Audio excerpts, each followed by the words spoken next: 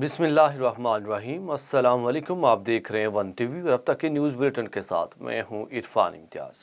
नजर डालेंगे हेडलाइंस पर।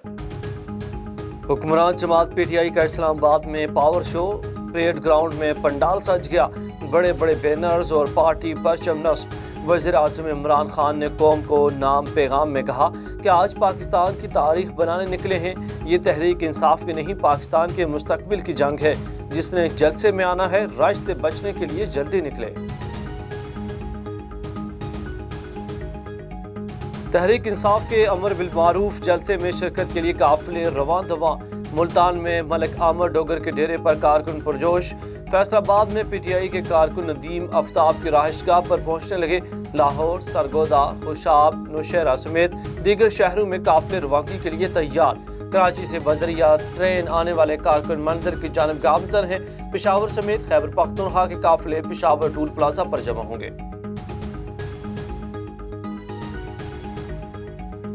मुस्लिम लीग नून के महंगाई मकाऊ मार्च का गुजरांवाला में पड़ाव। काफिले के शुरका आराम के बाद आज जरसगा जाएंगे।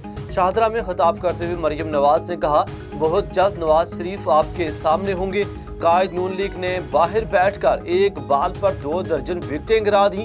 हमजा शहबाज बोले, इमरान खान ने जितने सरप्राइज दिए थे दे दिए, हमारी तैयारी मुकम्मल है, इनको भागने नहीं देंगे।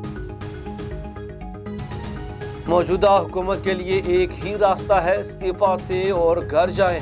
मौलाना फजल रहमान ने खिताब करते हुए कहा, मौजूदा हुकूमत गैर आईनी और नाजायज़ है। हम यहाँ बैठकर और बहुत कुछ कहेंगे। इमरान खान जो जुबान इस्तेमाल करते हैं वो रियासत में मदीना की नहीं। JUI कारकुनों की श्रीनगर हाईवे पर हंगामा आराई। डंडा बरदार कारकुनों की पीटीआई के कारकुनों को देखकर इमरान खान के खिलाफ नारेबाजी करते रहे। सूरत हाल कशीदा होने का खतरा।